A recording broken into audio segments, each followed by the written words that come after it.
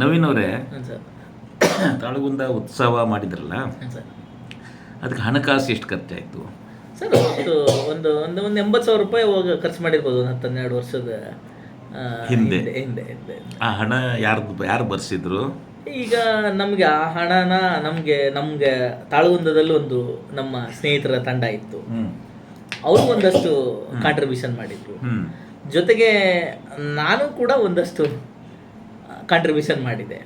So ಹಾಗಾಗಿ ಎಲ್ಲರೂ ಕೈ ಜೋಡಿಸಿನೇ ಮಾಡಿದ್ವಿ. ಮತ್ತೆ ಆ ಥರ ದೊಡ್ಡ ಕಾಂಟ್ರಿಬ್ಯೂಷನ್ ಬೇರೆ ಕಡೆ ನನಗೊಂದು ಮಾಹಿತಿ ಬಂತು, ನಿಮ್ಗೆ ಯಾವುದೋ ಒಂದು ಸಾಲದ ತಗೊಂಡು ಅದೇ ದುಡ್ಡನ್ನು ಹಾಕಿದ್ರಲ್ಲಿ ಅಂತ ಹೇಳ್ತಾರೆ. ಹೌದಾ? ಬೇಡ ಬಿಡಿ ಸರ್, ಅದೇ ಹೌದಾ? ಹೌದಾ? ಅಲ್ಲ ಈಗ ನಾವು ಮತ್ತೆ ನಾವೇನು ಬೇರೆ ಉತ್ಸಾಹ ಇತ್ತು ನಿಮಗೆ? ನಮ್ಗೆ ಉತ್ಸಾಹ ಇತ್ತು, ಮತ್ತೆ ನಾವು ಕೊಳ್ಳೆ ಹೊಡೆದಿಲ್ಲ, ಮತ್ತೆ ಸಾಲ ಮಾಡಿದ್ದೆ ಹಾಕ್ಬೇಕು, ಸಾಲ ಮಾಡಿದ್ದೆ ಹಾಕಿದ್ವಿ.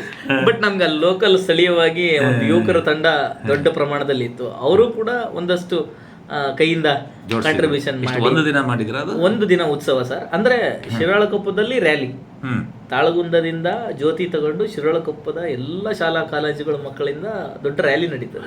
ಅಲ್ಲಿಂದ ರ್ಯಾಲಿ ಮುಗಿಸಿದ ಆ ರ್ಯಾಲಿ ಮುಗಿಸಿದ ಮೇಲೆ ಸಂಜೆ ತಾಳಗುಂದದಲ್ಲಿ ಉತ್ಸವ. ತಾಳಗುಂದ ಟು ಶಿರಾಳಕೊಪ್ಪ ಎಷ್ಟು ಕಿಲೋಮೀಟರ್? ಸುಮಾರು ಒಂದು 7-8 ಕಿಲೋಮೀಟರ್ ಆಗುತ್ತೆ.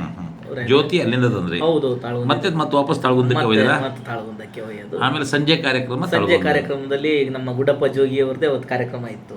ಸರಿ. ಅದಾದ ನಂತರ ಒಂದಷ್ಟು ಕನ್ನಡ ಚಿತ್ರಗೀತೆಗಳ ರಸಮಂಜರಿ ಕಾರ್ಯಕ್ರಮ, ಸೊ ಒಂದಷ್ಟು ಉಪನ್ಯಾಸ ಕಾರ್ಯಕ್ರಮಗಳು. ಸೊ ಈ ರೀತಿ ಒಂದು ಎಷ್ಟು ಗಂಟೆಯಿಂದ ಎಷ್ಟು ಗಂಟೆ ಆಯ್ತು? ಸಂಜೆ 11 ಗಂಟೆ 12 ಗಂಟೆವರೆಗೂ. ಎಷ್ಟು ಜನ ಸೇರಿದ್ರು ಅವಾಗ ಸುತ್ತಮುತ್ತದಿಂದ?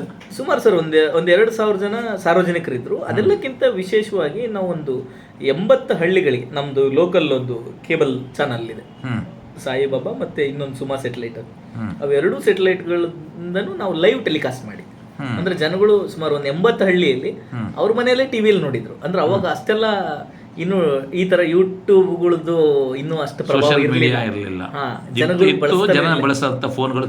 ಬಟ್ ಅವಾಗ ಡಿಶ್ ಕೇಬಲ್, ಆ ಕೇಬಲ್ ಅಲ್ಲಿ ಸುಮಾರು ಜನ ಅದನ್ನ ನೋಡಿದ್ರು, ಅಪ್ರಿಶಿಯೇಟ್ ಮಾಡಿದ್ರು, ಅಭಿನಂದಿಸಿದ್ರು.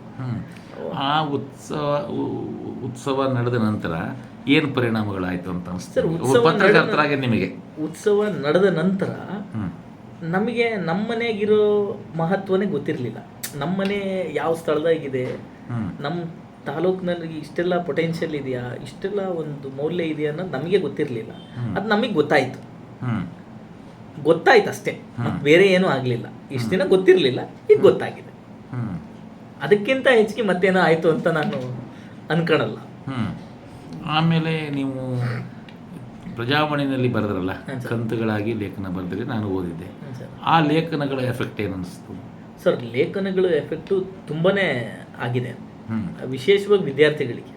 ಯಾರು ಹಿಸ್ಟ್ರಿ ಅಧ್ಯಯನ ಮಾಡ್ತಾ ಇದ್ದಾರೆ, ನೆಕ್ಸ್ಟ್ ಜನರೇಷನ್, ಹೌದು, ಅವರು ತುಂಬಾ ಜನ ಅದನ್ನ ಸ್ಟಡಿ ಮಾಡಿದ್ದಾರೆ.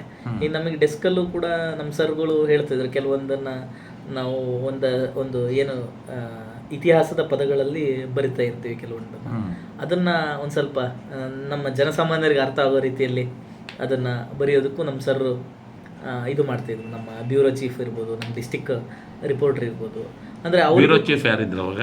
ಇವರೇ ಸರ್, ನಮ್ಮ ಸಿದ್ದಯ್ಯ ಸರ್. ಅವರು ತುಂಬಾ ಕೋಆಪರೇಟ್ ಮಾಡಿದ್ರು.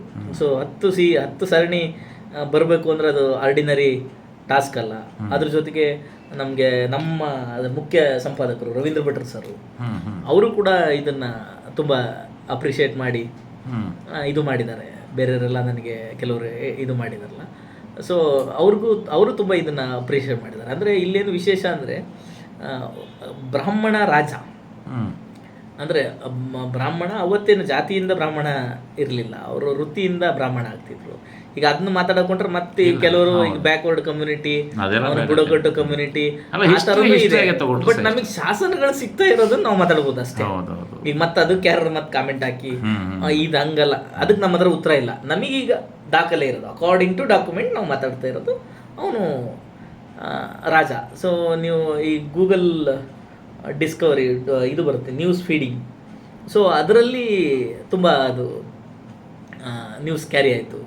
ಅದು ಆ್ಯಕ್ಚುಲಿ ನನಗೆ ಬೇರೆ ಕಡೆ ಇರೋಂಥ ಸ್ನೇಹಿತರು, ಅಂದರೆ ಬೇರೆ ಕಂಟ್ರಿಯಲ್ಲಿ ಇರೋಂಥ ಸ್ನೇಹಿತರು ನನಗೆ ಅದನ್ನು ಇತಿಹಾಸ ಆಸಕ್ತರು, ಅಂದರೆ ಅಲ್ಲಿ ಪ್ರಜಾವಾಣಿದು ಗೂಗಲ್ ನ್ಯೂಸ್ ಫೀಡಲ್ಲಿ ಬಂದಿರೋದು. ಸೊ ಅವರು ನನಗೆ ಅದನ್ನು ಕಳಿಸಿದ್ರು. ನನಗದು ಒಬ್ಬ ಲೇಖಕನಾಗಿ ಬರಹಗಾರನಾಗಿ ಅದು ನನಗೊಂದು ಹೆಮ್ಮೆಯ ವಿಷಯ.